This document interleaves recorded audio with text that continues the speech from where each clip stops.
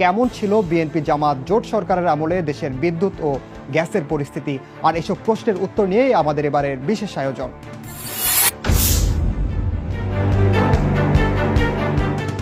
2001 সালে বিএনপি ক্ষমতায় আসার পরপরই ছাতক গ্যাস ক্ষেত্রসহ দেশের গুরুত্বপূর্ণ গ্যাস ক্ষেত্রগুলোকে তুলে দেওয়া হয় আর্থিক ও প্রযুক্তিগতভাবে অযোগ্য প্রতিষ্ঠান নাইকোর হাতে।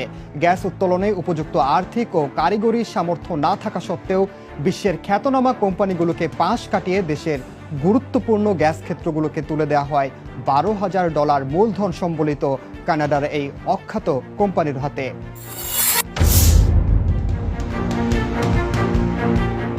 1997 সালে আওয়ামী লীগ ক্ষমতায় থাকার সময়েও নাইকো একবার চেষ্টা করেছিল দেশের জ্বালানি খাতে প্রবেশ করার, কিন্তু তৎকালীন সরকারের দৃঢ় অবস্থানের কারণে খুব একটা সুবিধা করতে পারেনি তারা। তবে বেশি দিন অপেক্ষা করতে হয়নি তাদের। 2001 সালে ক্ষমতার পালাবদল হলে অযোগ্য এই প্রতিষ্ঠানটি অচিরেই পৃষ্ঠপোষকতা পায় তৎকালীন বিএনপির জ্বালানি প্রতিমন্ত্রী AKM মোশাররফ হোসেন ও হাওয়া ভবনের। তাদের পৃষ্ঠপোষকতায় বাংলাদেশে একের পর এক গ্যাস ক্ষেত্রের কন্ট্রাক্ট পেতে থাকে। তাদের বদলে বাংলাদেশের গুরুত্বপূর্ণ গ্যাস ক্ষেত্রগুলোর কন্ট্রাক্ট পেতে থাকে নাইকোর মতন অযোগ্য জ্বালানি প্রতিষ্ঠান। এরই ধারাবাহিকতায় নাইকোর গাফিলতিতে 2005 সালের 7 জানুয়ারি ও 24 জুন 2 দফায় বিস্ফোরণ সংঘটিত হয় ট্যাংরাটিলা গ্যাস ক্ষেত্রে। পরিত্যক্ত হয় বাংলাদেশের সম্ভাবনাময় এই গ্যাস ক্ষেত্রটি, যার ঘানি আজও টানতে হচ্ছে বাংলাদেশকে।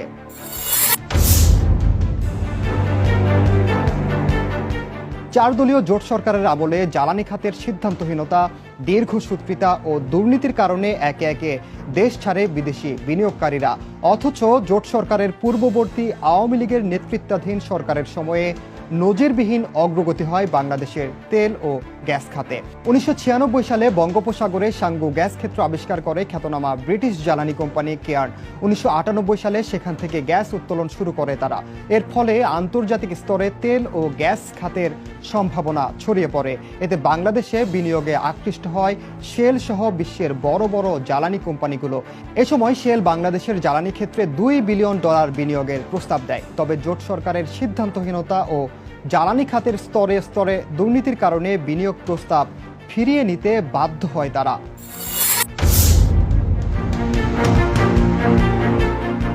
চার দলীয় জোট সরকারের সময় দেশের জ্বালানি খাতে সরকার ঘনিষ্ঠ বিশেষ ক্ষমতাশালী মহলের দৌরাত্ম্য কেমন ছিল তা বোঝা যায় একটি ঘটনায়। 2002 সালে সিঙ্গাপুরের একটি প্রথম সারির জ্বালানি প্রতিষ্ঠানের একজন শীর্ষ নির্বাহী ঢাকায় আসেন বাংলাদেশে 2000 মেগাওয়াট বিদ্যুৎ কেন্দ্র স্থাপনের পরিকল্পনা নিয়ে। সে সময় ঢাকায় 4 দিনের অবস্থানকালের তার সাক্ষাৎ হয় তরুণ রাজনীতিবিদ ও একজন সিনিয়র মন্ত্রীর সঙ্গে, যাদের সঙ্গে দেশের জ্বালানি খাতের কোনো সম্পর্কই ছিল না। অথচ এই সময়ে জ্বালানি মন্ত্রণালয়, বিদ্যুৎ বিভাগ কিংবা পেট্রো বাংলা সহ এই খাত সংশ্লিষ্ট কোনো সরকারি সংস্থার সঙ্গে বৈঠক হয়নি ওই কর্মকর্তার। তা সত্ত্বেও ক্ষমতাশালী ওই মহলের পক্ষে তাকে আশ্বস্ত করা হয় এই সংক্রান্ত চুক্তি হওয়ার ব্যাপারে। পরবর্তীতে সেখানেই থেমে যায় এই বিনিয়োগ পরিকল্পনার অগ্রগতি। অবৈধভাবে নাইকোর হাতে দেশের গ্যাস ক্ষেত্রগুলো তুলে দিয়ে দেশের জ্বালানি সম্পদের অপূরণীয় ক্ষতি করা হয়। 111 পরবর্তী তত্ত্বাবধায়ক সরকারের আমলে হওয়া এ সংক্রান্ত মামলাতেও বিষয়টি পরিষ্কার হয়। 2007 সালের 9 December BNP chairperson Begum Khaleda জিয়ার বিরুদ্ধে তেজগাঁও থানায় মামলাটি দায়ের করে দুদক।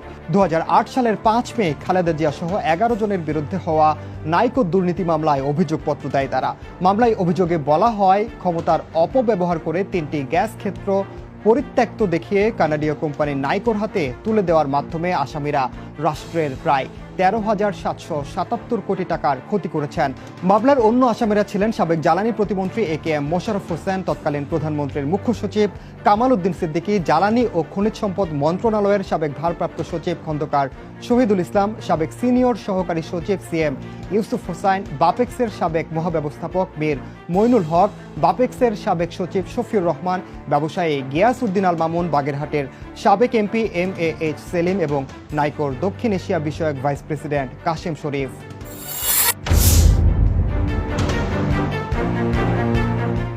আওয়ামী লীগ সরকারের আমলে যে বিদ্যুৎ প্রকল্পগুলোর কাজ শেষ হয়ে এসেছিল 2001 সালে ক্ষমতায় এসেই বিএনপি জামাত জোট সরকার সেই প্রকল্পগুলো বাতিল করে দেয়, বন্ধ করে দেওয়া হয় বিদ্যুৎ কেন্দ্র সংস্কারের কাজগুলো। লোডশেডিং এমন পর্যায়ে পৌঁছে খোদ রাজধানীতে বিদ্যুৎ থাকতো দিনে মাত্র 6 থেকে 8 ঘন্টা। এমনকি শীতের সময়েও ছিল বিদ্যুতের ঘাটতি। বিদ্যুতের ঘাটতির কারণে ক্ষোভের আগুন ছড়িয়ে পড়ে পুরো বাংলাদেশে। পরিস্থিতি সামলাতে না পেরে পদত্যাগ করতে বাধ্য হন তৎকালীন বিদ্যুৎ প্রতিমন্ত্রী আনোয়ারুল কবির তালুকদার। এর কারণ হিসেবে তিনি সাংবাদিকদের তখন জানান, বিদ্যুৎ দিতে না পেরে বিবেকের তাড়নায় পদত্যাগ করেছেন তিনি। বিদ্যুৎ, ডিজেল ও সারের জন্য হাহাকার পরে দেশের কৃষকদের মধ্যে। চাঁপাইনবাবগঞ্জ সহ সারা দেশের বিভিন্ন স্থানে বিদ্যুতের দাবিতে আন্দোলনরত মানুষের সঙ্গে পুলিশের ব্যাপক সংঘর্ষ হয়। সে সময়কার দেশের প্রথম সারির পত্রিকাগুলোর শিরোনাম দেখলেই বোঝা যায় কেমন ছিল তখনকার বিদ্যুৎ পরিস্থিতি।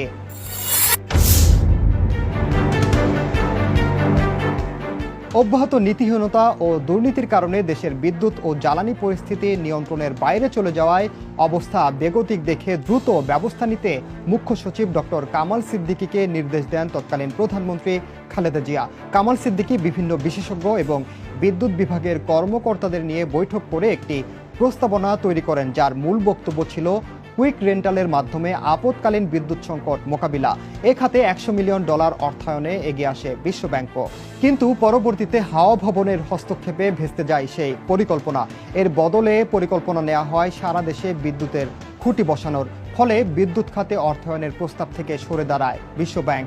দেশে যখন বিদ্যুতের জন্য হাহাকার, ঠিক তখনই নতুন বিদ্যুৎ কেন্দ্র স্থাপনের বদলে 2004 সালে টেন্ডার ডাকা হয় বিদ্যুতের খুঁটি কেনার। কাজ পায় গিয়াসউদ্দিন আল মামুনের খাম্বা লিমিটেড।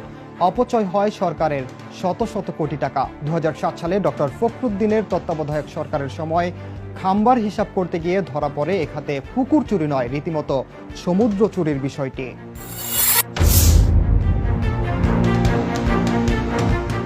অব্যাহত দুর্নীতি ও অযোগ্যতায় দেশের বিদ্যুৎ খাতের যখন বিশৃঙ্খল অবস্থা, তখন অতিষ্ঠ হয়ে সারা দেশে রাস্তায় নেমে আসে ভুক্তভোগী মানুষ।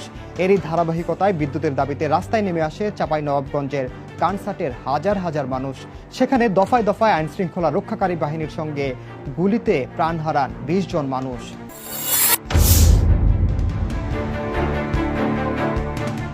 2005 সালে পানি, গ্যাস ও বিদ্যুৎ সমস্যায় অতিষ্ঠ হয়ে রাস্তায় নেমে আসে ডেমরা ও শনির আকড়ার মানুষ। সে সময় ওই এলাকার এমপি ছিলেন বিএনপি দলীয় সংসদ সদস্য সালাউদ্দিন। আন্দোলনরত জনগণকে হুমকি ধামকি দিয়ে রাস্তা থেকে সরিয়ে দিতে ক্যাডার বাহিনী নিয়ে মাঠে নামেন সালাউদ্দিন।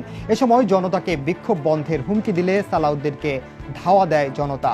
অবস্থা বেগতিক দেখে দৌড়ে এলাকা ছাড়েন তিনি।